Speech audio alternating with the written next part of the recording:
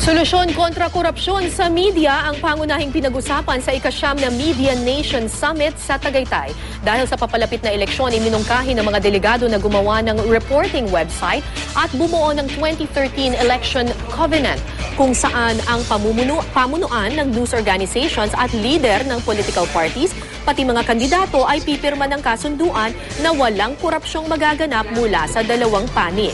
Ang long-term solutions naman na naisip ng Media Nation ay ang pagbuo ng Code of Conduct at Unified Council. Wala pang pinal na desisyon ng news organizations na dumalong, ngunit isa ang GMA News sa kaisa ng Media Nation sa patuloy na paglaban kontra korupsyon. We've always been open and receptive to being evaluated by our peers kasi we know and realize that this is a good way para makorek din natin kung ano mang mali and to improve on our system.